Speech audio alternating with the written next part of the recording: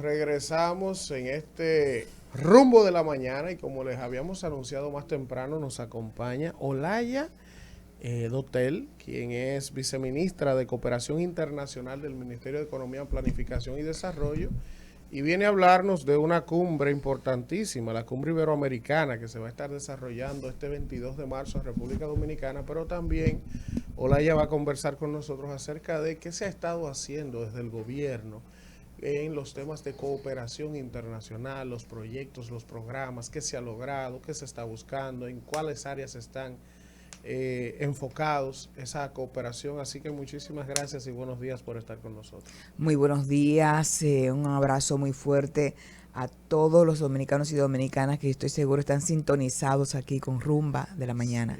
Sí. Hola ya.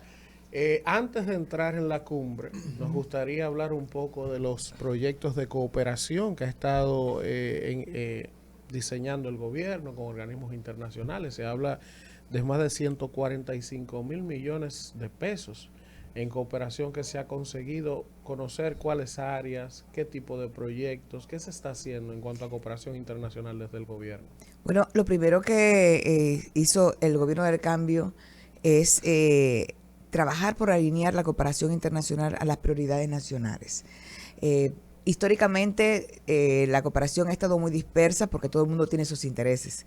Las instituciones tienen sus intereses particulares, los propios cooperantes tienen sus intereses porque la cooperación es parte de los instrumentos de política exterior. Y normalmente va acompañada la cooperación que hacen los países y hacen los organismos con unos intereses, con una agenda concreta. El tema es hacer coincidir nuestras agendas. Entonces, en ese sentido, el Plan Nacional Plurianual, en adición a la Estrategia Nacional de Desarrollo y el Programa de Gobierno, estos tres instrumentos nos dicen hacia dónde ir como país. Y por tanto, desde una visión estratégica, que permita los recursos de la cooperación que no son abundantes, colocarlos en temas que realmente provoquen el cambio y contribuyan al desarrollo del país. Históricamente la cooperación, estamos acostumbrados a inaugurar pequeños locales, a hacer escuelas, a ver cosas concretas con la cooperación. La cooperación es mucho más que eso. Es mucho más que la generación de una infraestructura. Es acompañar estratégicamente en el desarrollo de un país. ¿Y eso con qué se come eso? Bueno, eso se come con fortalecer, por ejemplo, las competencias de las instituciones que trabajan temas importantes en su proceso de fortalecimiento institucional, en las reformas que hay que hacer justamente para provocar el desarrollo. Un tema para nosotros fundamental es el tema de la agenda digital, por ejemplo. Tenemos el tema de la interoperabilidad. ¿Qué significa eso? Bueno, garantizar que nuestras redes, que nuestras instituciones en términos digitales, sus programas se comuniquen. Aquí tenemos un problema enorme, como eso es un tema que ha estado atrasado históricamente. Tenemos instituciones que tienen que facilitarse información, por ejemplo, salud pública y ministerio público. Por ejemplo, ¿cuántos temas no tienen en común? Sin embargo, sus programas no pueden compartir información de manera automática. Entonces, eso es un tema que está siendo abordado y muy apoyado por la cooperación internacional. Y si pensamos en los resultados de la cooperación, veamos que lo que se ha obtenido en fortalecimiento institucional de los ayuntamientos hasta ahora, hay temas que ya no son una preocupación en los ayuntamientos, con todos los problemas que tienen. Los ayuntamientos hoy tienen sistemas de planificación digitalizados. O sea, ya es posible darle seguimiento desde el gobierno central y de los organismos que deben hacerlo, y se evalúa el accionar de los ayuntamientos. Y eso fue fundamentalmente a través de la cooperación internacional. Todos los procesos de reforma del sector financiero han sido apoyados por la cooperación internacional. Y así pudiéramos tocar un montón de temas. Cuando hablamos de esa cooperación internacional, me gustaría que nos pueda citar puntualmente con qué países se está trabajando, con qué organizaciones son los que están trabajando esos diferentes proyectos. Bueno, yo te puedo decir, por ejemplo, que el cooperante que más recursos en este momento aporta a la República Dominicana es la Unión Europea. Y como país yo colocaría en segundo lugar a España, cuyas agencias de cooperación, como la Agencia de Cooperación Española y la Agencia Andaluza, tienen toda una historia de apoyo en materia de cooperación al país. Pero así tenemos a la agencia francesa, a la agencia alemana GIZ, y otros organismos multilaterales como Naciones Unidas, que por supuesto hace muchísimos años están apoyando el desarrollo de la República Dominicana. Y también está la cooperación sur-sur, que ha cobrado mucha fuerza en los últimos años, que es la cooperación que se hace entre países que tienen el mismo nivel de ingresos, el mismo nivel de renta. En este caso, por ejemplo, tenemos una cantidad importante de proyectos de cooperación sur-sur con países de la región, con Colombia, Ecuador. Vamos a firmar pronto un acuerdo de cooperación con Panamá. Argentina, Uruguay. Nosotros tenemos experiencia de cooperación con casi todos los países de América Latina. Interesante, Manuel. A México, por supuesto, se me estaba quedando México. Olaya, agradecerle primero que esté aquí con nosotros, es un placer tenerla aquí. Olaya, quisiera preguntarle, no sé si ustedes han hecho ese ejercicio, porque yo sé que quizás en el tema de la cooperación, en asistencia técnica, en asesorías para proyectos, eso es muy difícil de cuantificar el valor de eso, pero pudiéramos tener una estimación más o menos de a cuánto ascendería, ¿verdad? Haciendo un ejercicio imaginario, ¿cuál sería el monto en términos cuantitativos de lo que significa la cooperación de la comunidad internacional, de los diferentes países, de organismos internacionales para la República Dominicana cada año? O sea, juntamente con todo eso. Mira, no te voy a dar un número, pero te lo voy a poner mucho más fácil. Entrar a la página web del Ministerio de Economía y ahí vas a encontrar lo que tenemos en materia de cooperación, lo que aporta cada país y los numeritos que tenemos. O sea, todo lo que ha pasado por el Ministerio de Economía está registrado, está ahí y de manera transparente. Tenemos una base de datos en la que está quién aporta, para qué aporta, quién recibe, si lo gastó también, porque hemos tenido también problemas de ejecución histórica de los recursos de la cooperación, lo que hemos mejorado bastante y seguimos fortaleciendo la capacidad de absorción de las instituciones del sector público. Entonces, esa información es de acceso público y decir exactamente cuánto, como tú muy bien acabas de señalar, no sería justo, porque mucho de lo que recibimos no está cuantificado. Por ejemplo, en materia de cooperación iberoamericana, que son fondos, que es una bolsa de fondos, una cantidad de fondos que se coloca para un conjunto de países. Al final, recibimos asistencia técnica, no recibimos plata líquida. Exacto. Pero tenemos, por ejemplo, Ibermedia, tenemos el área de cine, museos, en el sector cultural, las personas el Consejo Nacional de las Personas Envejecientes, el área de seguridad social, la propia sector justicia, han estado beneficiándose de la cooperación, por ejemplo, iberoamericana, que es la cooperación que se concreta en la cumbre es en lo que vamos a celebrar ahora, y es una cooperación que surge del mandato de los países, que esa es la cosa más interesante, porque la gente se pregunta, ¿cuál es el beneficio de una cumbre de jefes de Estado que se va a gastar tanta plata? ¿En qué se beneficia el país? Pues bueno, toda la cooperación que sale de esta cumbre, de todas las decisiones que se toman en esta cumbre, al final termina concretizándose en las líneas de cooperación que se desarrollan desde la Secretaría General Iberoamericana. Antes ya que para ir ya al motivo principal de su presencia, pero hay que aprovecharla, usted es una persona que comunica bien, con mucho conocimiento. Usted dijo que a veces se presentan algunos problemas en la ejecución de esa cooperación. ¿Cuáles son esos problemas? ¿Por qué a veces no tenemos acceso a la ejecución de esa cooperación? ¿Cuáles son los problemas que se suscitan en ese camino? A ver, lo primero es que la República Dominicana ha estado en un proceso de fortalecimiento de sus unidades de ejecución de proyectos financiados con proyectos de cooperación. Entonces tenemos una cuestión y es que tenemos todo un sistema financiero con toda una serie de, controles que se toman su tiempo y que no son los tiempos de la cooperación. Los tiempos de la cooperación están limitados y si no gastaste la plata, no invertiste los recursos e hiciste las actividades que te comprometiste a hacer en el tiempo estipulado, es una plata que habrá que devolver. Y dependiendo del contrato que hayas firmado, posiblemente pagar intereses, como ha pasado. Y si hay mal uso de los recursos, peor. Tenemos muy concretamente el caso, por ejemplo, de la CDEE y el caso de corrupción que envuelve.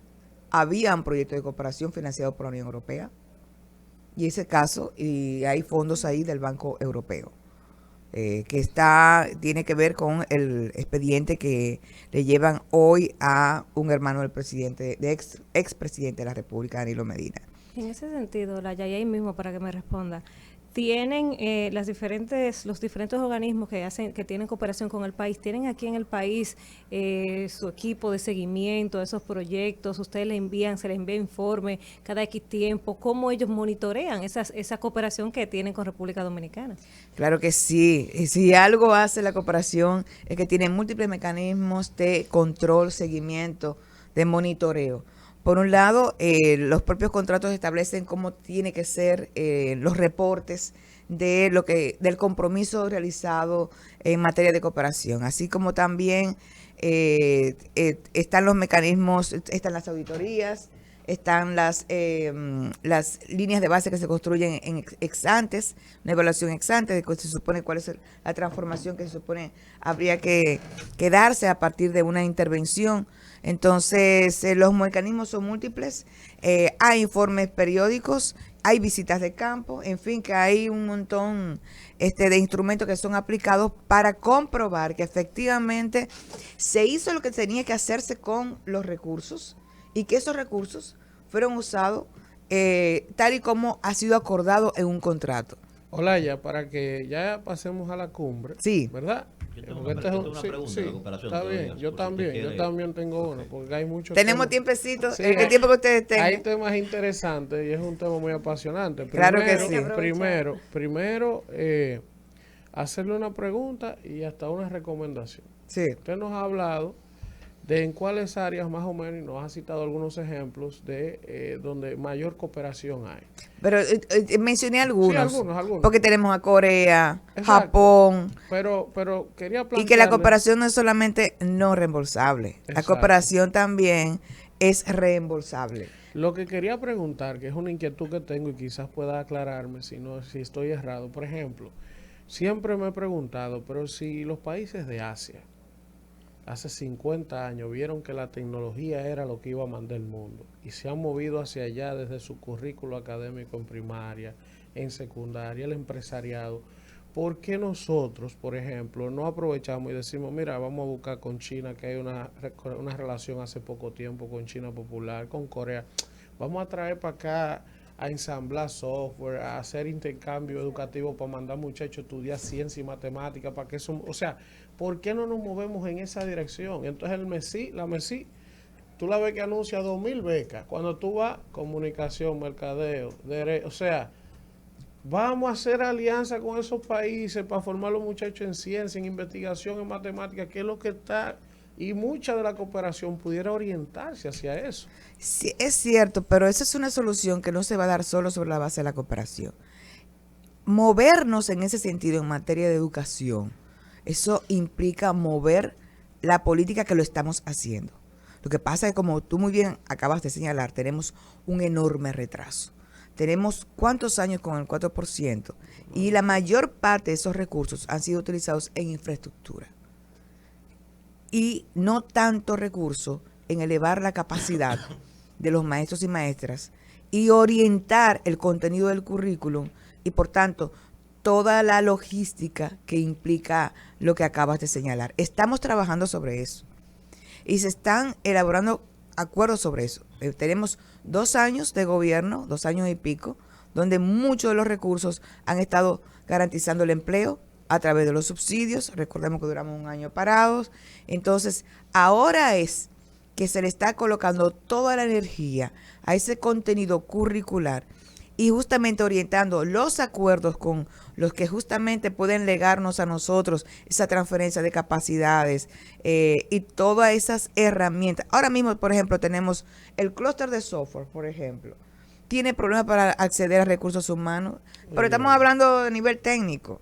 Entonces, el movimiento que está haciendo en la decisión de convertir, de crear politécnicos, sobre todo politécnicos que generen técnicos en tecnología digital, que no tienen que ser ingenieros. Estamos hablando de técnicos que están demandando el mercado y que va a tener un impacto muy importante en la reducción del desempleo en los jóvenes. Entonces, tenemos un enorme retraso. Se produjo un desaprovechamiento de los recursos que pudimos haber hecho ese cambio en un momento de tranquilidad y de momento de vacas gordas, pero ahora lo tenemos que hacer sí o sí en el momento de las vacas flacas. Interesante. Siempre yo he dicho que el que no conoce el agradecimiento no merece el respeto de nadie. Eso es así. El dominicano es muy sensible, ¿verdad? Se le activa con facilidad la llamada soberanía social cuando encuentra a algún país o algún diplomático, alguien que emite algún comentario en contra de los intereses nuestros, automáticamente se nos altera el movimiento volitivo. Entonces, yo siempre pongo como ejemplo, por ejemplo, el caso haitiano. Yo digo, bueno, nosotros a veces nos excedemos en comentarios. Yo digo, bueno, pero la Legión del Caribe, no se lo puede olvidar a los dominicanos, que el presidente Eliel Lecó puso $25,000 para financiar ese movimiento que tuvo incidencia en Cayo Confite para venir a derrocar a Trujillo. O sea, yo siempre hago esa. Entonces, me gustaría saber si están los datos, ¿verdad? Nosotros acabamos en el año pasado de tener una situación aquí con un huracán, ¿verdad? El Fiona, ¿verdad? A ver si alguno de esos países pues nos asistió con alguna cooperación para uno tener eso también en cuenta, porque en los momentos difíciles uno tiene que recordar, porque a veces uno se altera y dice, que busca ser diplomático, hablando mal de nosotros, hablando para el carajo. Entonces, a mí me gusta siempre recordar a la gente que ayuda a uno en los momentos difíciles, si hubo alguna cooperación de algún país. Te voy a volver a remitir a nuestra base de datos. Ahí está. Toda la cooperación que hemos recibido incluso en momentos, de emergencia como FINA. Pero sí te puedo asegurar que muchos países, incluso de los más críticos, han estado dando la mano a la República Dominicana de diversas maneras. Ya vamos con la cumbre. ¿De qué es Muy la bien. cumbre? ¿Qué se va a tratar? 24 y 25. 24 y 25 de este mes de marzo tendremos la visita de alrededor de 15 mandatarios. La cumbre está conformada por 22 países. Van a estar los 22 países. Repite el nombre de la cumbre. La cumbre iberoamericana, que la organiza la Conferencia Iberoamericana. Claro. ¿Quiénes estarán presentes? Figura de primer orden. Bueno. No voy a dar nombres. Okay. No voy a dar nombres, eso será sorpresa. Okay. Entonces, eso es parte del espectáculo también, porque la política es espectáculo. Queremos que por supuesto que sí, pero ahí para mí, entre las cosas importantes, está la cumbre en sí misma, porque el multilateralismo en sí mismo ya es un valor y es una ganancia. La posibilidad de que países, incluso con diferencias bilaterales, puedan sentarse, que se mantenga la mesa de diálogo, se mantenga la posibilidad de colocar cualquier tema sobre la mesa y que, sobre todo, todos los actores estén sentados en la mesa. Eso es, en democracia, eso es imprescindible. Y en esta cumbre se van a tocar temas que son fundamentales y en este complejísimo contexto geopolítico, temas tales como la seguridad alimentaria, el tema digital, el tema del cambio climático, son temas que requieren decisiones importantes. En ese sentido, se aprobaría muy posiblemente, digo muy posiblemente porque hay una que todavía no estaban por aprobar, yo creo que ya van a estar aprobadas. Tendremos 4 instrumentos. Y hablo de cuántos instrumentos, son 4 documentos, 4 acuerdos que sobre esos temas que son fundamentales, tales como, por ejemplo, yo traje mi chivito por acá, está en primer lugar la Carta Medioambiental. ¿Qué es eso? La Carta Medioambiental Iberoamericana es un conjunto de acuerdos al final, que tiene como centro el tema del cambio climático, y a partir de estos acuerdos que se lleven a cabo en el documento que estará a disposición de todos ustedes, se van a tomar decisiones internas en los países. Son acuerdos que ayudan a orientar las acciones de los países en materia medioambiental. Y son acuerdos que luego se irán reflejando en políticas concretas. Por eso es bueno, para darle seguimiento al efecto de una cumbre, ver los acuerdos con las decisiones que se toman a nivel nacional posteriormente. Está también la Carta de Principios y Derechos Digitales Iberoamericana. Esto es muy importante porque coloca a la población y a las personas en el centro de la transformación digital. Siempre pensamos en la transformación digital como algo que compete a las instituciones y se nos olvida que los hombres y mujeres, no importa la edad, tienen que beneficiarse de ello y que sus derechos tienen que estar preservados en este mundo de comunicación tan abierta. Bueno, Olaya, muchísimas gracias por haber estado con nosotros. Pero me faltan, bueno, está la estrategia de seguridad alimentaria, ok, que también exacto, es fundamental. exacto. Sí, y también, bueno, y creo que estos serían los más importantes. Y el último, Hágasela afuera la pregunta. y el último quisiera así señalar que es un comunicado especial sobre la arquitectura financiera internacional, que eso es fundamental. El cambio climático va a requerir la reconversión de las economías y esta no puede ser financiada solo con préstamos. Ningún país podrá sobrevivir de esa manera. Por tanto, la arquitectura financiera internacional tendrá que ser revisada y eso solo podrá lograrse trabajando juntos los países de la región. Bueno, gracias a Olaya Dotel, viceministra de faltaron, Cooperación Mario, te lo digo. Desearle Internacional. éxito en esta cumbre. Éxitos en la cumbre y reiterarle que este espacio siempre está abierto cada vez que lo necesite. Muchísimas gracias, un abrazo muy fuerte y por favor estén pendientes. Muchos mandatarios estarán acá y sus ¿Dónde decisiones se va a celebrar? no se ¿En qué afectarán lugar? acá. ¿Qué lugar? La locación de la cumbre. Aquí en Santo Domingo. En el centro de convenciones, imagino que del Mires, ¿verdad? Así es. Exacto. Así Vamos es. a la pausa y regresamos con más del rumbo de la mañana.